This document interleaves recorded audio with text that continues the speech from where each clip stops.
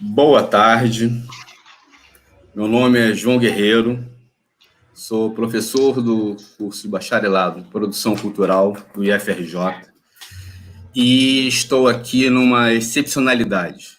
O bate-papo de hoje, o diálogo, ia contar com a participação da professora Lia Baron, só que nesses últimos dias um familiar dela foi acometido pelo Covid-19, então ela está um pouco mais voltada para acompanhar esse familiar e me solicitou ontem à noite para ver se eu poderia substituí-la nesse momento. Eu acho que é quase uma missão impossível substituir a Lia, mas vamos tentar aqui.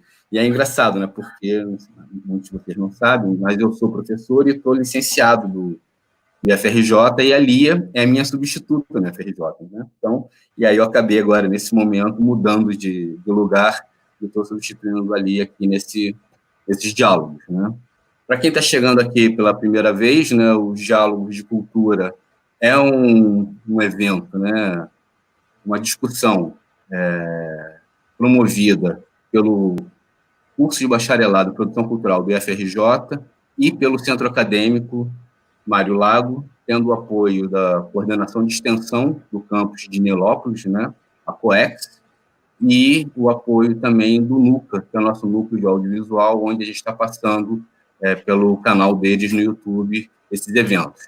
A nossa ideia nessa discussão, nesse debate aqui, é realmente fazer um verdadeiro diálogo. Nós trazemos sempre, em cada evento, nós teremos um convidado externo, hoje é o nosso secretário municipal de cultura de Niterói, o Victor Wolff, um aluno ou uma aluna, ou ex-aluno, ex-aluna do curso. Hoje nós estamos aqui com a Jordana Moreira, que é a nossa aluna do bacharelado. É uma live que tem uma formação um pouco diferente, porque aqui, em outros lugares, nós temos mais um mediador e 2 debatedores, mas, na verdade, aqui, como nós atuamos na construção do conhecimento em rede, nós trazemos, então, todos para estarem discutindo no mesmo tempo, o mesmo tempo para cada um poder fazer o seu debate. Vou falar um pouquinho sobre quem são os nossos convidados. O Victor Wolff, como eu falei, é o secretário municipal de Cultura de Niterói, ele é membro do Conselho Municipal de Políticas Culturais e do Conselho Municipal de Patrimônio Cultural de Niterói, ele representa o poder público, foi chefe de gabinete na Comissão de Cultura da Câmara de Vereadores de Niterói, criou e coordenou o Centro Cultural LGBT, professor José Carlos Barcelos, que é um ponto de cultura hoje, entre outras atuações que ele tem no campo cultural, e daqui a pouco a gente vai explorar um pouco mais. A Jordana Moreira, como eu falei, ela é aluna do curso de Produção Cultural, mas tem já uma carreira uma carreira consolidada como produtora cultural, Ela criou projetos na área de música, cultura urbana, artes visuais, audiovisual, com ênfase na territorialidade baixadense e relações de gênero. Ela é original da Baixada Fluminense, criou e participou de coletivos e redes culturais e em 2011 ela fundou o Rock Pense, que é uma rede de mulheres profissionais das artes, que já fez alguns festivais na Baixada, e todo ano tem atividades relativas ao gênero na Baixada Fluminense. Ela é graduanda do IFRJ e também está como conselheira municipal no município de Nova Iguaçu. Então, eu não vou me alongar muito aqui, vou dar só um pouco o panorama da nossa discussão de hoje, O tema hoje são as políticas culturais nesse tempo de pandemia, e esse tempo de pandemia tem atacado, nós sofremos muito na área da cultura, acho que é o primeiro setor a fechar as portas, e a gente não sabe se vai ser o último a voltar, mas essa é uma outra questão. Mas a questão da cultura no Brasil, a gente tem vivido momentos de muita estabilidade, autoritarismo, como diria o Albino Rubinho, e ausências de políticas culturais. Nós tivemos uma época de ouro, de 2003 até 2016, com o Ministério da Cultura, nessa época, tendo, principalmente no primeiro gestão, na gestão do Gilberto Gil, um protagonismo muito forte dos setores populares, dos artistas, dos grupos culturais, na formulação das políticas culturais, né? Foi uma época de muito experimento na área cultural e muita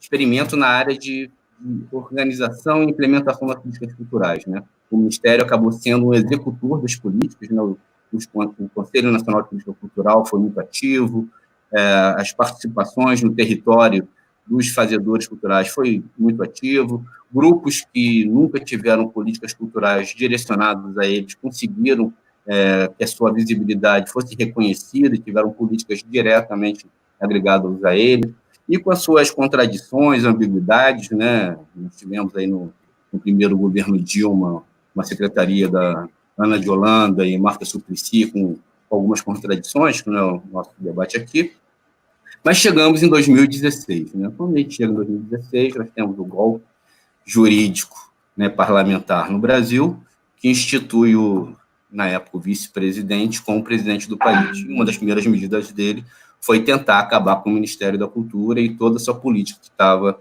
por detrás disso. O movimento Upamink se alastrou pelo país, né, mostrou a força dos setores culturais, dos movimentos culturais que davam apoio e lastro às políticas culturais que foram protagonizadas por ele, e a gente conseguiu manter o Ministério. 2018 chegou, junto com ele a eleição de um setor muito conservador, de extrema-direita, e 2019, o que nós todos temíamos, mas não que a gente não esperasse, aconteceu.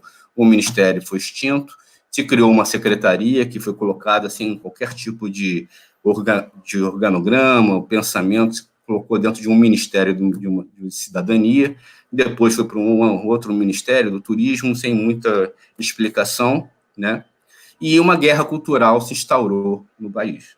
Acho que mais do que uma arena de disputa, de hegemonia, nós vemos aqui uma perseguição e uma disputa de aniquilamento dos setores culturais que representavam a diversidade cultural no país. Isso não foi simples, não está sendo simples para a gente, né? Então, quando chega a pandemia, a gente já não vivia num momento, num lugar de tranquilidade, muito pelo contrário. Acho que a cultura e a educação são os dois lugares onde a gente mais se vê esse embate, essa guerra contra projetos que sejam diferentes de uma ordem autoritária, conservadora ou fundamentalista religiosa. Então, e a ciência, né? Acho que então, esse tripé é o que mais incomoda e também é o que mais representa um país tão diverso como o Brasil. E aí, quando chega a pandemia, esse setor já vinha apanhando bastante. Mas nem tudo é sofrimento, né?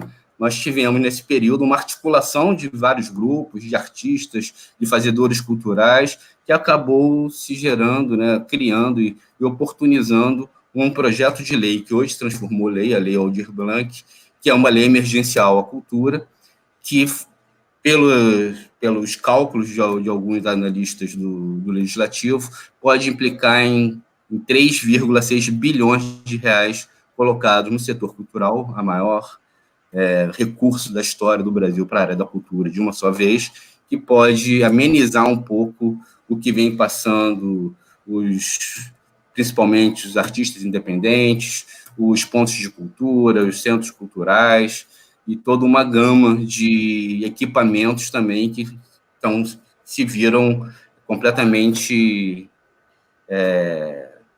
sem possibilidade de renda, né? Então, hoje nós temos alguns estados, né, como o estado do Espírito Santo, com uma lei emergencial também, que já finalizou. No estado do Rio de Janeiro, nós conseguimos, pela primeira vez, né, a utilização do Fundo Estadual de Cultura para uma lei emergencial também, que também conseguiu chegar em vários lugares.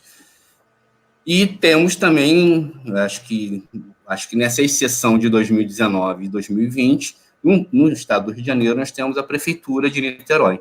A Prefeitura de Niterói, a Secretaria Municipal de Cultura, tem feito avanços extraordinários na área cultural, reconhecidos fora do próprio estado, e um contraponto a uma política nacional que desarticula as políticas culturais. Não é à toa que nós temos aqui o prazer, né, de ter aqui o Vitor de Wolff.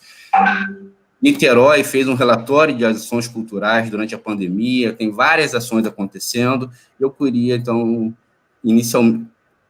inicialmente, agradecer a participação do Vitor, né, pedir desculpa pela essa mudança do formato, né?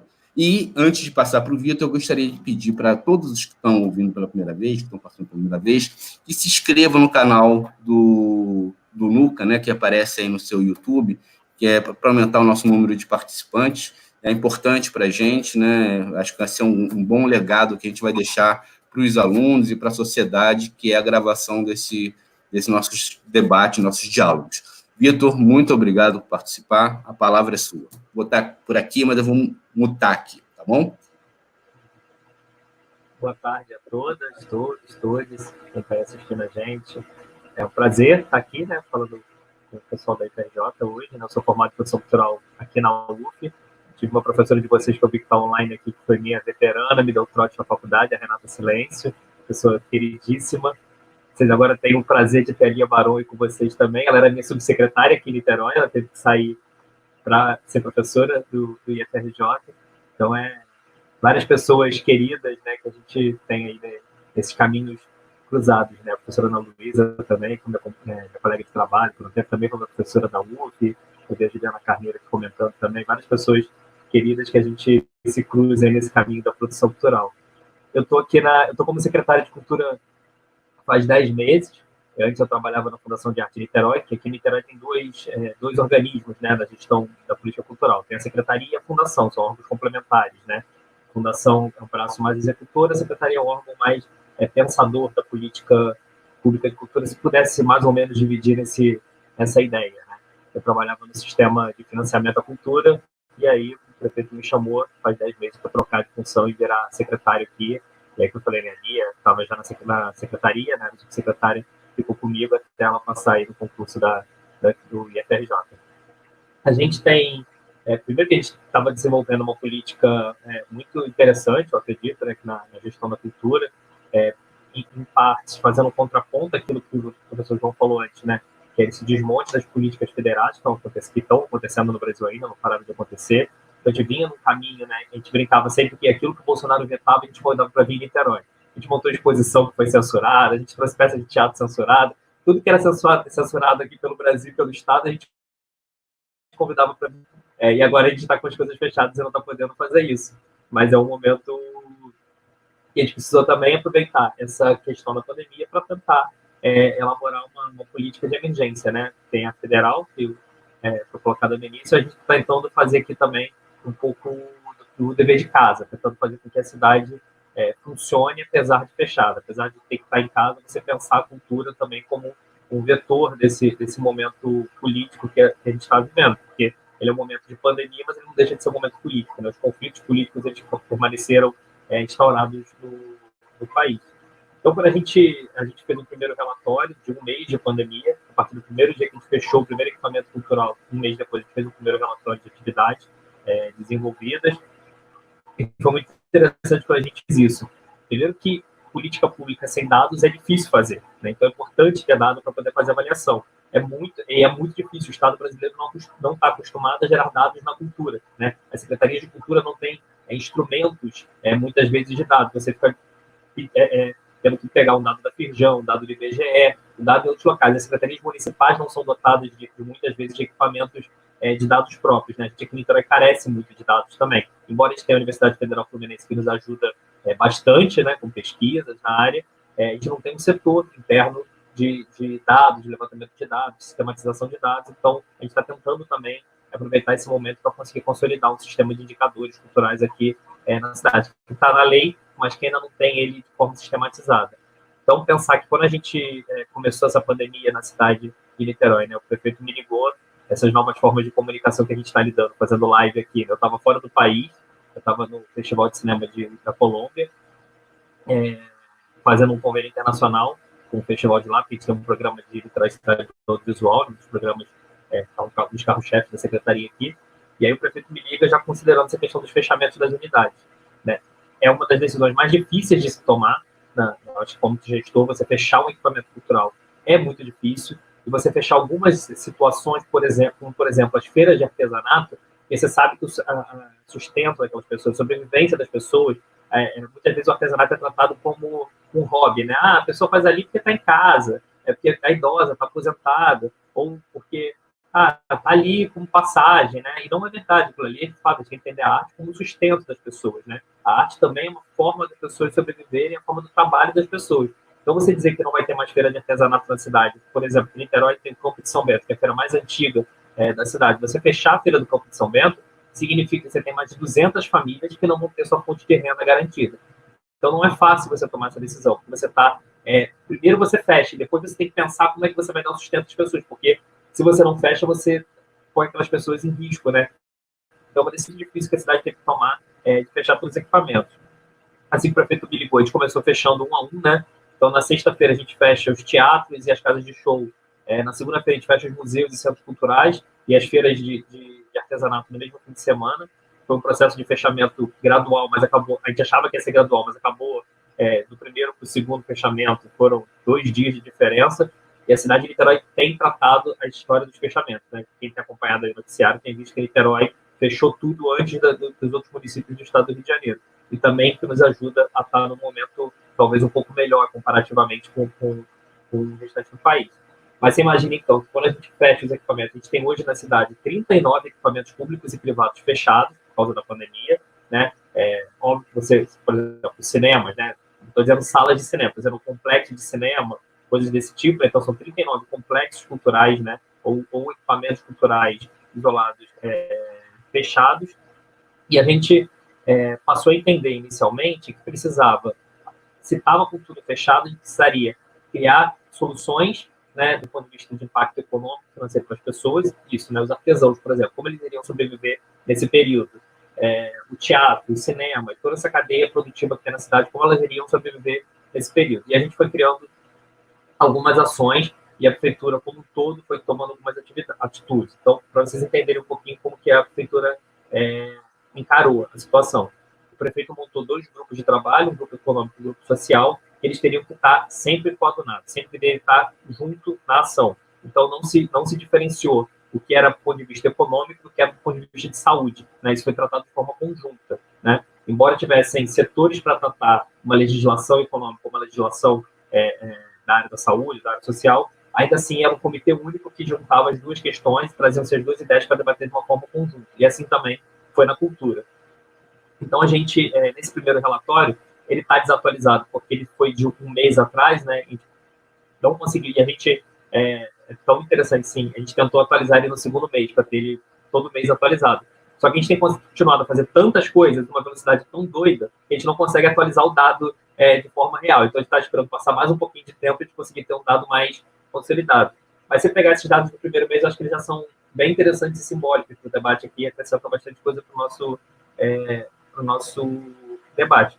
A gente montou logo de início um grupo de trabalho com a sociedade civil, com a universidade, com empresários da área, então a gente chamou centros culturais privados, chamamos o Conselho de Cultura, chamamos funcionários nossos da Secretaria, o Centro de Artes da UF, né, o professor Leonardo Guelma participa com a gente, o presidente da Fundação de Artes, a Câmara de Vereadores, montamos um grupão de pessoas que ajudaram a pensar ações para poder passar essa pandemia, né, um pouco quais ações a gente deveria fazer. De todas as ações levantadas, a gente já tem hoje, ainda tem, né, 40 em execução, foram 47 propostas levantadas, 7 a gente não conseguiu executar, e talvez a gente não consiga durante a pandemia, porque tem questões que a gente não vai conseguir fazer nesse momento, mas ainda assim 40 ações a gente conseguiu executar já nesse momento, né, que vão desde adiantamento, pagar adiantados editais que estavam na rua. Então, por exemplo, a gente tem o edital dos pontos de cultura, que nós já demos o resultado, já estamos conveniando 10 novos pontos de cultura e 2 novos pontões, que é uma política do Cultura Viva, uma política exemplar, né, que veio da gestão ainda do Gil e do Lula presidente, que a gente manteve em Niterói, a gente tem legislação própria do Cultura Viva em Niterói. Então, a gente está conveniando isso, né, fazendo com que possa sair o dinheiro do governo e chegar logo nas pontas. A gente tem o edital do audiovisual e E o edital do Arte na Rede que a gente lançou, a gente tinha um programa de arte na rua, a gente transformou no programa de arte na rede. Então, vou dar só alguns dados para não passar muito do tempo aí que a gente combinou. A gente conseguiu pegar, a partir dos editais, colocar 7,5 milhões de reais na rua.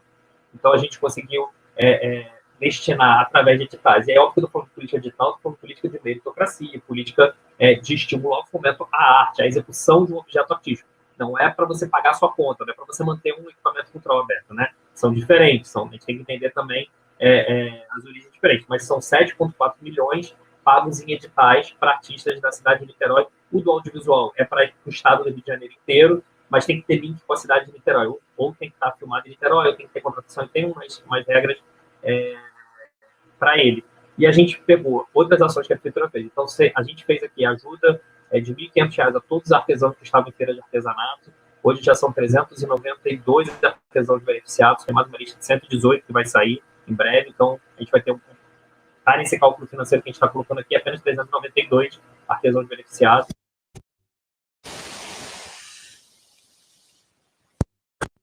A cidade forneceu R$ 1.500 de ajuda, 3 parcelas de 500, e aí é ajuda mesmo emergencial, é num cartão para você poder comprar comida ou remédio, né, a todos os microempreendedores individuais da cidade que tinham alvará. Isso eram cerca de 9 mil tantos microempreendedores que tinham direito. Nós fizemos um levantamento de todo mundo que foi lá e retirou o cartão e pegou, né? Você tinha que ir buscar o cartão. Dos que pegaram o cartão, 40% tem KNAI da cultura como KNAI principal. Esse é um dado muito alto para nós aqui. A gente não imaginava que era tão alto assim. E que nos revela duas questões que a gente sempre analisa. A primeira, como o setor da cultura passou a se organizar através de MEIs. Isso é um dado que nós temos que levar em consideração quando vai pensar políticas públicas. E o segundo, como o setor da cultura é precarizado, porque MEI na cultura a gente sabe também que significa precarização do trabalho do artista, do produtor, do técnico e tudo mais. A galera não tem carteira assinada, a galera vive daquele trabalho específico e vive por projeto, normalmente, né? Então, se você não pensar nisso, você não consegue pensar uma política efetiva para esse dado todo. Então, com essas ajudas específicas que nós demos dos MEIs e dos artesãos, que chamam aqui no programa de busca ativa, foram mais 7,5 milhões de reais investidos no setor da cultura. Então, a gente conseguiu, né, em um mês de ações, investir quase 15 milhões de reais diretamente no setor da cultura da cidade de Niterói, né, que movimentasse a economia da cidade de Niterói. Junto a isso, a prefeitura fez outros programas, e esses a gente não tem dado ainda, porque esse a gente não conseguiu terminar os programas ainda que estão sendo executados. A prefeitura fez uma ajuda também para o CAD único, aí a gente não vai ter muito o dado de o que é da cultura e o que não é, porque é geral para a cidade, mas a gente fez ajuda também a empresas. Então a prefeitura está pagando salário para não demitir de várias empresas. Primeiro começou com microempresas de até, eu não sei exatamente, 5, 6 funcionários, agora ampliou para mais 15, então a gente já tem dados de livrarias da cidade que deram entrada, cinemas da cidade que deram entrada, escolas de dança da cidade que deram entrada nesse auxílio. Então, a prefeitura paga o salário dos funcionários até 3 salários mínimos, e o outro auxílio que também está sendo executado, a gente não tem um dado ainda, porque está fazendo nesse momento, né? A Secretaria de Fazenda está alterando, que é crédito para os setores, né? Então, não apenas o setor cultural, é todo o setor econômico da cidade, mas a gente dá crédito de 50 mil reais, de 100 mil reais, de 200 mil reais para empresas com juros zero. A prefeitura paga os juros desses empréstimos que têm que ser pagos em até 36 meses. Então, também tem um impacto significativo no setor cultural, uma vez que as produtoras, né, da área também podem acessar esse recurso desses créditos. Então, o que a gente tem feito aqui, né, no setor da cultura? A gente tem um pensamento específico da cultura, né, como eu falei, seja no setor do artesanato, né, seja antecipando os editais. Assim, por exemplo, todo mundo que foi contratado para se apresentar nos equipamentos culturais de Niterói, que não puderam se apresentar, né, os equipamentos ficaram fechados nesse período, se for artistas de Niterói, todos eles foram pagos, independente se apresentaram ou não. Se apresentam para frente. A gente antecipou o pagamento, fazendo pagamento antecipado para as pessoas se apresentarem depois. Então, todas essas políticas que aí são específicas da cultura, junto com as políticas econômicas gerais da cidade. Então, a gente coadunou um pouco essas duas frentes, né? Uma frente mais econômica, uma frente mais específica da cultura. Mas todas elas juntas somaram orçamentos específicos do setor cultural da cidade. Enfim, vou passar muito tempo você ficar falando cada uma delas, depois no debate a gente vai especificando mais. Mas é bacana só para fechar que a gente conseguiu, eu acho, ter, de um lado, um avanço importante, né, do ponto de vista momentâneo, emergencial, cultural, mas ele não se encerra em si só, né? Se a gente não pensar que o setor cultural, de fato, vai ser o último a abrir as coisas, então, se você pegar a política de bandeiras da cidade de reabertura, os teatros, cinemas, espetáculos em local, né, ao ar livre, etc. e tal, vão ser os últimos que vão poder abrir pela política que a prefeitura determinou. Então, em Niterói, o último setor a abrir não é só o da cultura, mas o setor da cultura vai ser o último a abrir. Então, a lei de emergência cultural, ela é super importante para nós aqui. A gente vai ter um pouco mais de 3 milhões de reais para operar aqui. Amanhã a gente tem uma webconferência com a sociedade civil para ouvir a sociedade civil, que as pessoas digam para a gente onde é que a gente tem que investir esse dinheiro, onde é que pode, quais áreas a gente deve implementar a ajuda financeira, e pensar também na cadeia produtiva como um todo, né? Óbvio que esses dados a gente não consegue computar, mas se você, por exemplo, tem shows não podem acontecer, o que acontece com as pessoas que sobrevivem daquele show? E o camelô que vende a cerveja naquele show? E o trabalhador que monta aquele show? Né? E a galera que cata a latinha daquele show e vende o reciclado daquele show? Tudo isso faz parte do setor econômico da cultura correlato. Né? Então, se a gente, na Secretaria de Cultura, o que a gente tem tentado fazer é não pensar apenas no artista. O artista é uma das nossas pontas de atuação. E é muito importante, porque senão também a gente não tem fazedores artísticos. Né? A gente precisa de artistas, logicamente. Mas a cadeia produtiva da cultura não é só de artistas. Ela tem os produtores, tem os técnicos e toda essa relação que eu falei antes. Aí depois do debate a gente vai aprofundando mais. Obrigado. Então. Vitor, queria agradecer bastante. Antes de passar aqui para a Jordana, avisar dar um recado que o reitor aqui do FRJ, o Rafael Almada, está mandando um abraço para você, Vitor. Ele está assistindo aqui e falou assim, manda um abraço para o Vitor. Eu falei, tá bom, tá dado. Então, Jordana. Bom, olá a todos, pessoal que está assistindo, João, Vitor. Estou feliz de estar participando aí dessa iniciativa do curso, né, que é super importante. E para falar de políticas, né, nesse tempo que a gente está vivendo de pandemia, de políticas culturais, a gente sempre começa, né, falando desse mercado cultural que é tão grande, né, apesar de, ironicamente, considerar algo ou supérfluo, né, no senso comum, ou algo menor, assim, uma minoria que faz e que movimenta a economia. Mas, na verdade, não, a gente está vendo que não, né?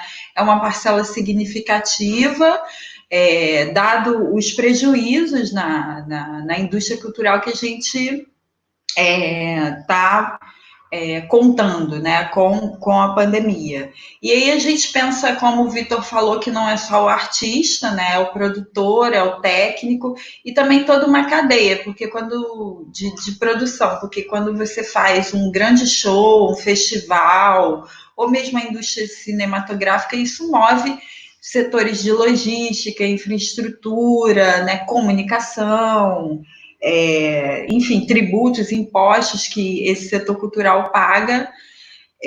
No entanto, eu gostaria de abordar também outras lógicas, que é da onde eu falo, né, da Baixada Fluminense, onde eu sou natural e eu sempre atuei, que também traz outras questões, e muito ligadas às políticas culturais, porque como a gente não conta com um mercado dessa maneira, né, por exemplo, na Baixada a gente acessa menos leis de incentivo, né? Porque a chamada periferia, que eu chamo de território popular, ela não é estratégica, né? Dentro de um apelo comercial, né? Então a gente acaba tendo menos acesso a leis de incentivo, menos acesso a equipamentos culturais, se a gente for falar em fechamento de espaço.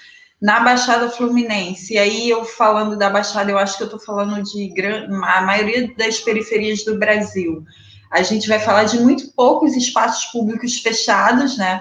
Porque em comparação com a capital, a gente tem o que a gente tem não dá conta da população, né? Na Baixada são quase 4 milhões de pessoas, 13 cidades, e o que a gente tem de espaço público é irrisório, assim, não cobre isso, e também não cobre a produção, que apesar disso a gente tem, né? Existem empresas, profissionais, redes, arranjos produtivos, artistas. A gente tem uma tradição desde a década de 90, de fazer TV comunitária no mundo, assim, ser pioneira, de poesia marginal, de artes visuais, um circuito cineclubista enorme, e isso também movimenta também a economia, também forma profissionais, e também está sendo vítima desse impacto de uma forma muito crítica, né? Uma vez que podem não se fechar muitas empresas que não têm, mas atinge diretamente ao trabalhador. Assim como na lógica no mercado também, né? Mas aqui, principalmente, quando um trabalhador é parado, né, da cultura, e quando eu falo trabalhador, um artista, um produtor, um técnico de som, um iluminador, um cinegrafista, um cenógrafo, quando para ele na Baixada, ele deixa de se dedicar ao seu coletivo, ele não consegue mais dar continuidade ao seu projeto cultural, ele não consegue mais manter aquela regularidade de atividades, muitas vezes, por exemplo, em espaço público na rua, na praça, né? Então, aquilo deixa de existir porque ele, particularmente, perdeu alguma renda que ele tinha sobre isso, seja artista de rua, né? Ou, por exemplo, artesanato, né? Que é o mesmo caso em, acredito, todo lugar, porque você vende o seu produto. Então, quando ataca o trabalhador, atinge o trabalhador, esse cenário é propenso a morrer mais rapidamente, né? Porque não existe reserva e não existe uma política cultural que pense nesse mercado, né? E, no caso, e aí você pensar em política cultural, né? Existe também um debate, vamos aqui, né? Do produtor independente, como deixar de acessar editais e não depender das políticas públicas, já que elas não chegam. E eu acho que nesse momento a gente está vendo que a indústria cultural, os grandes mercados, né, dependem das políticas públicas culturais, né, porque agora eles também estão sendo atingidos de uma forma que precisa-se de políticas culturais para poder evitar um colapso total, né? Vai colapsar desde o coletivo, independente que não tem CNPJ, que faz sarau na rua, até a grande produtora que faz grandes espetáculos, né, que ocupa grandes espaços e emprega muitos trabalhadores. Então, os dois estão nessa mesma situação e agora contando com as políticas culturais, que elas existem exatamente para isso, né? E falando de políticas culturais, né, eu acho que é um momento para a gente falar também de participação da sociedade civil, o que está acontecendo de uma forma muito grande na cultura. Falando aqui da Baixada, a gente teve uma iniciativa que foi a Carta da Cultura da Baixada, né, feita por profissionais, produtores artistas, né, preocupados com o impacto dessa crise provocada pela pandemia na cultura, né, preocupada como isso ia reverberar aqui. Ela foi lançada dia 30 de março e fizemos um eco, né, na verdade, com várias cartas de movimentos nacionais em defesa da cultura, inclusive a carta dos coletivos e pontões de Niterói, que foi bem bacana também, que foi uma das inspirações, né? E quero agradecer também o João, que nos ajudou com essa carta, né? Eu mandei para ele, João, dá uma ajuda, preciso de uma opinião, dá uma ajuda aqui para gente. Aí voltei com a carta, gente, vamos falar um pouquinho desses pontos. E a gente mandou para as secretarias e, assim, para falar um pouquinho como é que é a nossa situação aqui de políticas culturais, isso reflete na não resposta dessas secretarias, né? Absolutamente nenhuma, nem retornou, nem respondeu.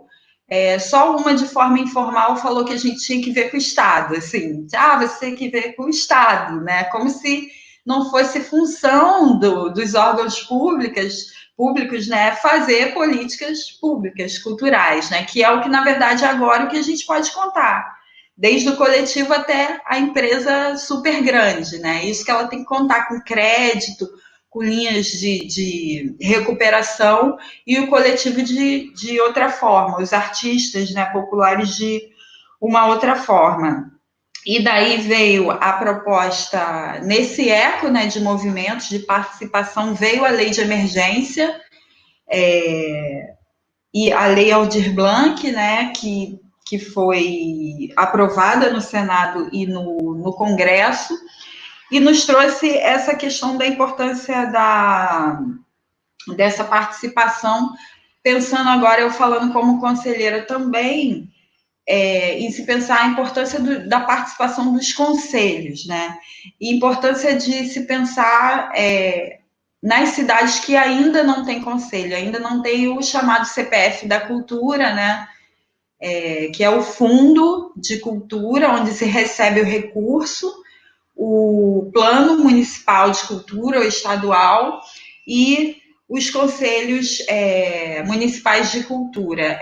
Havia uma estagnação muito grande, né, isso em todo o Brasil, dos conselhos, também na época que a gente está vivendo, né, nessa política autoritária, na verdade, de não diálogo. Então, existia uma dificuldade muito grande de participação. No entanto, agora, com essa importância das políticas culturais para evitar um colapso, né? Porque aí, se você não evita, esse mercado vai ser mais precarizado ainda, vai produzir menos ainda, a gente vai ter um prejuízo, né? Econômico mesmo para o país, assim, além do nosso prejuízo que o artista meio que tem uma questão muito relativa, né, com isso. Por exemplo, o Carpalhal, que era um cartunista, né, aqui, que a gente perdeu recentemente, em Duque de Caxias, ele dizia, eu tenho que trabalhar para poder trabalhar. Então, ele tinha que arrumar um emprego, um dinheiro, alguma coisa para poder pagar os boletos, para ele poder fazer os quadrinhos dele, produzir, né, e depois vender e tal. E dentro dessa lógica, hoje se mostra a participação super importante para discutir essas questões, como a importância dos conselhos, agora a cidade que não tiver, exigir a questão do CPF da cultura, né, a partir dessa necessidade que vai se criar com a lei de emergência, né, apesar de que cidades que não têm também vão receber esse recurso, mas questões como, por exemplo, no audiovisual, muitas, dentro do mercado do cinema, passou-se a não aceitar os MEIs, né? O que aconteceu? Muitos profissionais tiveram que abrir microempresas, né? Outros CNPJs com outros perfis. E agora eles não podem acessar o auxílio, porque eles são considerados empresários e tal, né? Que tem uma empresa e tal, como MEI, e também não são desempregados, que ele tem uma empresa, mas na verdade ele é só ele abriu por uma exigência do mercado. Isso é uma coisa também que surgiu dentro dessa necessidade que a gente teve pela pandemia. E no caso, já concluindo aqui, por exemplo, discutir questões como a remuneração das plataformas, assim, só vai ser remunerado dentro dessas plataformas de streaming, né?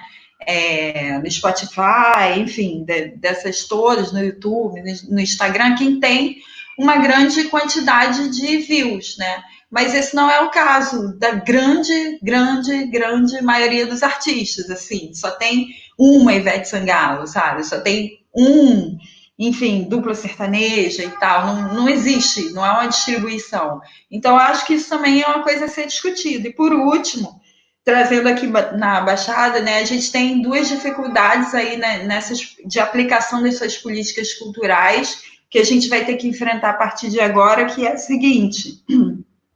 Primeiro, a gente tem um histórico aqui de dificuldade de um corpo técnico dentro das secretarias. Ter um secretário produtor cultural seria um sonho, né, Vitor, assim, para a gente, porque, na verdade, os secretários são, enfim, de outras áreas, não entendem de cultura, assim, e existe um entendimento mesmo da função do órgão público muito atrasado mesmo, de, por exemplo, a secretaria tem que fazer eventos. A gente sabe que não, ela tem que estimular a cadeia produtiva nas cidades, nas regiões, né? Ela não tem que atuar como produtora, né? Enfim, e a falta desse corpo técnico traz uma preocupação muito grande, porque é muito histórico aqui na Baixada, por exemplo, que volte dinheiro público porque as secretarias não executaram. Isso desde até ontem estava voltando dinheiro aqui da Baixada, milhões que seriam destinados à cultura, porque os secretários e não tinha corpo técnico para poder executar. E a gente também tem essa deficiência de dados, né? Porém, agora é uma oportunidade, dentro dessas ações emergenciais, que não estão havendo em nível municipal, né? Por exemplo, Caxias tem um fundo, é a única cidade que tem o CPF, tem 600 mil reais lá, o conselho já exigiu e o prefeito não deu providências de pegar esses 600 mil e distribuir para os artistas caxienses, né? Isso é um exemplo. Então, dentro desse contexto todo, assim, eu acho que não só aqui, mas nas periferias do Brasil, a gente tem essas preocupações e dentro dessas aplicações de políticas culturais que, mais uma vez, são essenciais para evitar um colapso do setor. E esse colapso atinge não só os trabalhadores da cultura, mas suas famílias e a economia como um todo, né? É isso, obrigada. A gente fala mais nas outras, né, nas respostas. Muito obrigado, Jordana. Foi ótima a fala inicial de vocês. Todo mundo respeitando o tempo. E sabe que produtor, e quando fala de cultura, todo mundo tem muito o que falar, né? Se a gente não ficar aqui, todo mundo falando o tempo inteiro mesmo, né? Por exemplo, amanhã a gente vai ter um encontro super importante, né? Que vai ser sobre a importância das ações da extensão no cenário atual, né? É uma live do FRJ com a nossa pró-reitora de extensão, Ana Luísa Souza, o Júlio Peix, que é o diretor de extensão e comunidade. Porque muita coisa está se fazendo nesse momento, né? A extensão universitária, a cultura como um todo. Nesse momento de pandemia, eu falei na semana passada, né? Vou repetir aqui hoje, está tendo uma pesquisa importante feita pelo Observatório de Economia Criativa lá da Bahia, apesar de ser da Bahia, é uma pesquisa nacional, que é para avaliar, né, os impactos do Covid na economia criativa. É um questionário, né? Depois eu vou pedir para o pessoal da produção colocar o link aí para o pessoal da cultura poder responder. É um questionário de, no máximo, 15 minutos. Mas a ideia é que a gente consiga pensar as políticas daqui para frente. A gente sabe muito daqui para trás. Mas esse novo cenário, a gente fala assim, o novo normal. O que é esse novo normal? É a realidade que a gente vai estar construindo aqui. Então, é importante a gente ter informação. Fazer política sem informação é muito difícil. E uma coisa que chamou a atenção, eu estava vendo na semana passada uma live onde estava a Daniele Canedo, que é a coordenadora dessa pesquisa, junto com a secretária estadual de Cultura. Ela falou que uma das principais... uma das questões é quais as medidas que deveriam ser tomadas para abrandar os efeitos da pandemia. Aí a gente pensava logo, né? Distribuição do dinheiro, de forma direta, indireta, era participação do Estado na gestão cultural. Olha, os produtores, os artistas, falando da importância que tem o Estado ajudar a fortalecer a gestão cultural. Acho que é isso que vai passar. E uma coisa que a gente está vivendo hoje, está percebendo hoje já, né, é que nessas webconferências a gente voltou a ter uma formulação de políticas, né, ou de perceber as demandas, as necessidades culturais da população de uma forma mais horizontalizada, né? Eu acho que de uma forma que eu não consigo entender ainda direito, né? A cultura começa a dar um sinal de um protagonismo, de um resgate de participação, né? Juntar 23 deputados de partidos completamente diferentes, fazer um acordo no Congresso por uma lei direcionada para um setor que está sofrendo uma guerra já há bastante tempo.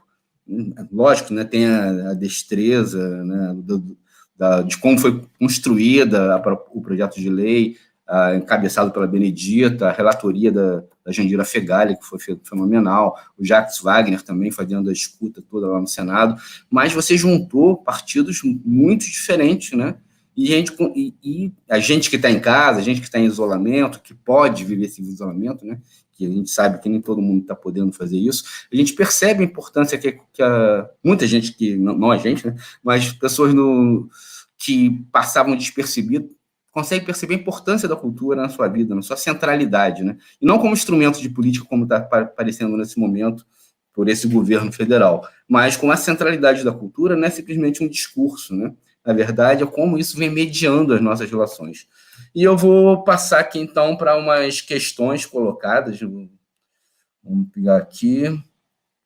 Acho que uma que acho que foi da Juliana. Já está aí, da Juliana, eu ia falar exato. Vitor, no debate, por favor, fale um pouco mais como vocês estão pensando a implementação da Lei Aldir Blanc em Niterói. Na verdade, essa é uma pergunta que não é apenas para Niterói, né?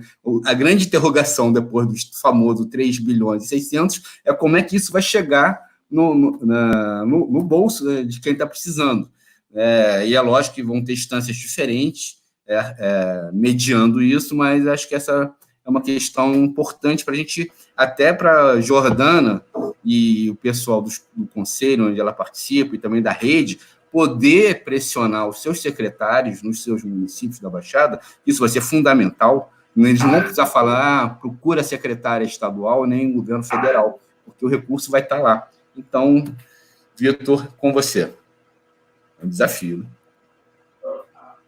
É um desafio enorme, sem dúvida nenhuma. E vai ser um desafio para cada município de um jeito diferente. Isso que vai ser, acho interessante depois a gente poder analisar também. Porque primeiro que a lei tem que ser, né, estamos torcendo para que esse acordo feito lá não seja vetado pelo Bolsonaro, né, que ele tenha juízo e não vete a lei, que é super importante, não está tirando de lugar nenhum, está tirando do Fundo Nacional de Cultura que estava parado.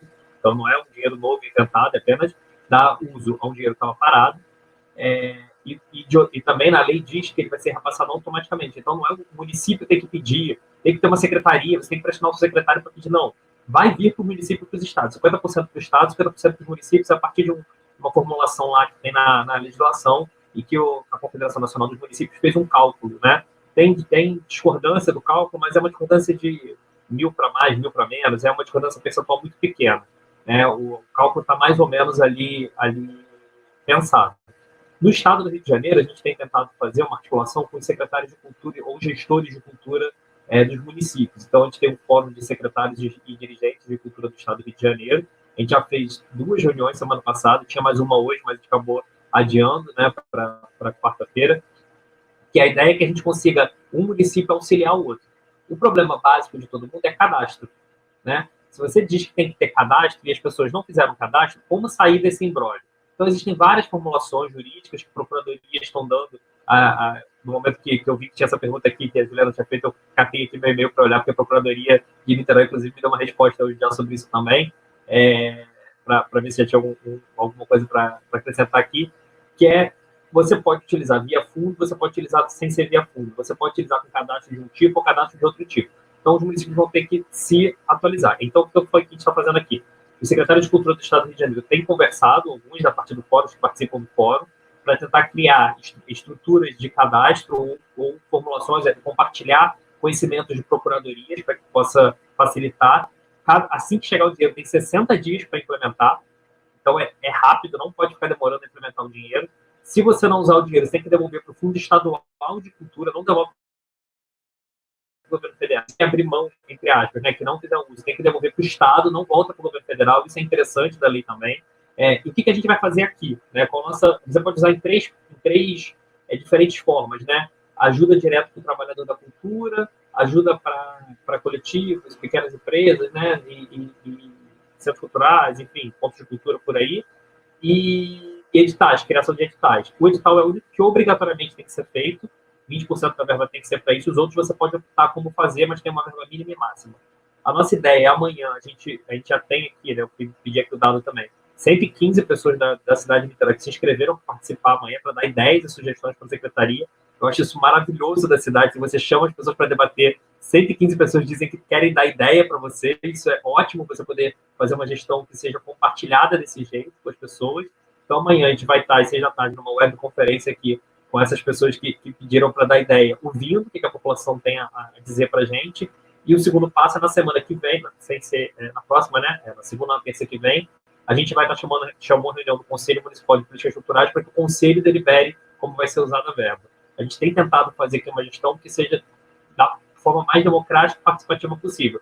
Não chega a todo mundo, mas pelo menos a gente está conseguindo, tentando fazer uma forma mais democrática e participativa possível. Então, Juliana, o que eu estou dizendo é o seguinte, eu não tenho exatamente a resposta concreta de como vai ser. Eu tenho uma metodologia pensada para chegar até lá.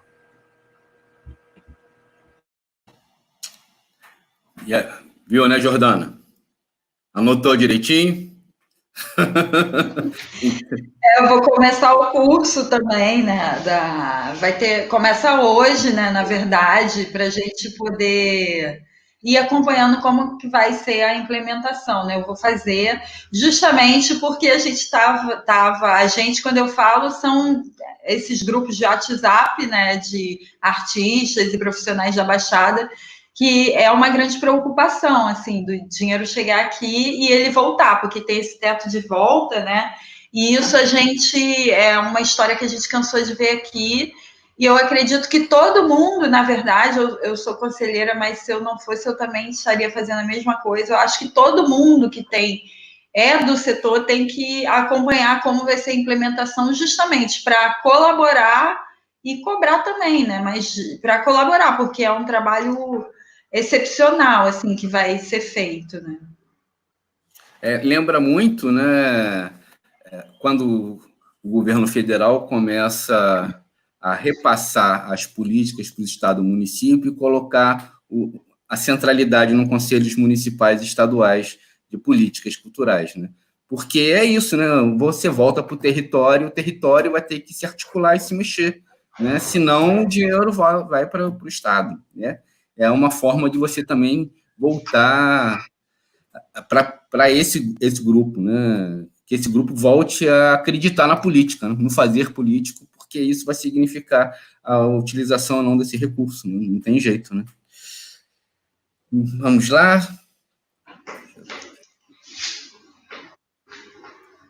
Opa, já está aí. O João Pedro Lins está perguntando aqui como irá funcionar a distribuição desta renda disponibilizada para o setor da cultura através da lei. Como garantir que esse auxílio chegue aos artistas, pontos culturais, pontos de cultura, etc. Acho que isso é um pouco o que o Vitor respondeu, né? Acho que vai ter que ter o cadastro, né? Acho que já foi respondido. Ou você quer complementar mais alguma coisa, Vitor? Eu acho uma coisa que é importante, acho que esse debate que a gente está fazendo aqui tem essa importância, que é, se a gente esperar que o gestor faça o que quer da cabeça, a probabilidade de não chegar é imensa. Porque muitas vezes o gestor, e especialmente nesse momento que as pessoas não estão se vendo, não estão se falando, você tem que pressionar. Eu acredito muito que os governos precisam de pressão popular. Governo que, quando não tem um diálogo mais franco, aberto, você precisa fazer pressão através das redes, através de onde for que faça. Eu vim dos movimentos sociais, né? Fiz momento estudante secundarista, depois na universidade fui do centro acadêmico, a Renata Silêncio foi comigo lá do centro acadêmico, fui do DCE da universidade, fui da Associação de Moradores do meu bairro, sou do movimento LGBT, enfim, eu sou desse mundo, eu vim desse mundo. E eu acredito muito nisso, assim. A galera da cultura, os produtores, os artistas, precisam pressionar seus municípios, precisam pressionar os secretários, precisam pressionar os governos, precisam botar a pressão. Porque você pode usar em várias formas o dinheiro, não é uma forma única, né? Então a gente tem que saber aquilo que se adequa melhor à nossa realidade. Só quem mora no local é que vai saber qual que se adequa melhor à sua realidade. Né? Sim, daí eu posso complementar, da importância da participação, né? A gente não precisa ficar esperando, eu vou esperar para ver se na minha cidade surge um fórum, surge uma organização, ou o conselho. Os próprios conselhos, assim, isso é uma coisa importante, como vinha de uma estagnação, né? Estagnação acabou entrando muita gente sem uma instrumentalização, né, para participar de um conselho. Isso foi muito comum aqui na Baixada Fluminense, né, para que eles possam andar, né, fazer acontecer. É importante que se cobre e se auxilie mesmo. Como é esse auxílio? Aí eu acho que até os meus colegas alunos de curso, né, que são moradores da Baixada, por exemplo, na verdade isso vale para todos, mas eu digo na Baixada pelo conhecimento, né, do meu território, que eu já atuo há 17 anos, é importante participar e participar nos encontros, na reunião, se ajuntar, né, para pensar qual é a melhor forma. porque não há, na cultura, nada é um padronizado, né? Ah, vou mudar dessa forma e tal. Por exemplo, uma preocupação para a pessoa receber ou esse auxílio, né? Ou participar de um edital, se preocupar, né? De que forma o trabalhador nesse território atua, né? Muitos na Baixada são MEI, mas assim, muitos também são totalmente informais, assim, não tem MEI, não atuam por conta própria e tal. E como comprovar isso, né? Como fazer um portfólio que comprove isso? Mas quais são os critérios desse portfólio, né? Para não acontecer de você não conseguir cumprir esses critérios. Esses critérios a gente mesmo tem que fazer, né? Por exemplo, a questão da Carta da Baixada não foi um órgão que fez, um fórum. Foram pessoas super preocupadas que se juntaram e colocaram sua voz, porque a gente achou que a Baixada sempre, as periferias, né, ficam por último nas políticas, né?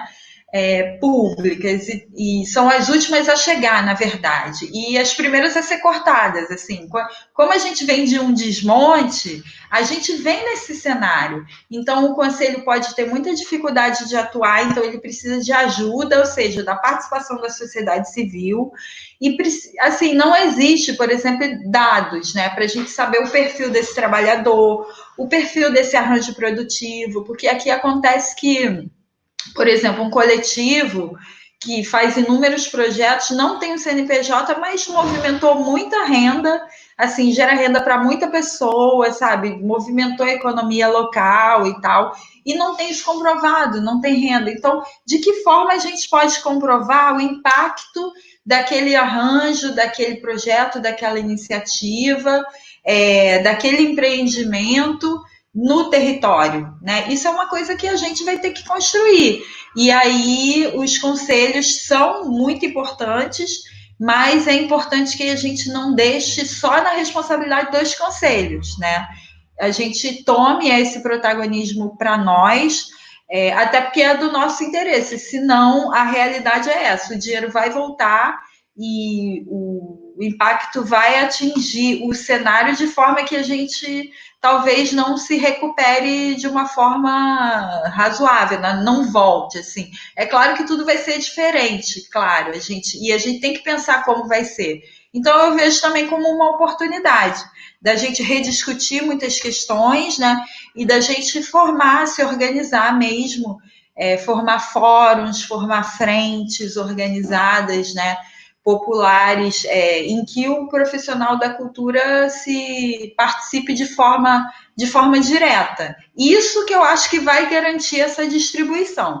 Sem isso, eu acho que a gente vai acabar reclamando, né, de um órgão ou outro, sendo que isso talvez não, historicamente, não tenha sido assim já. Então a gente não pode deixar que isso aconteça. Eu acho que voltar recurso agora, dentro de uma crise como essa que as pessoas estão literalmente, né, em risco de vida, ou por falta de renda, ou exposta ao vírus, e quando você fala de periferia, está muito mais vulnerabilizada, né? Quando volta um recurso desse, ou o gestor público não aplica, isso é agora contribuir com o colapso e um verdadeiro genocídio, né? Então a gente é o maior interessado. Eu acho que a gente tem que estar procurando se organizar coletivamente para poder regular como vai ser. Entender as regras, mas, como o Vitor disse, é bem amplo. A gente vai poder fazer de uma forma que atenda às demandas dos profissionais locais, mas para isso a gente tem que estar presente.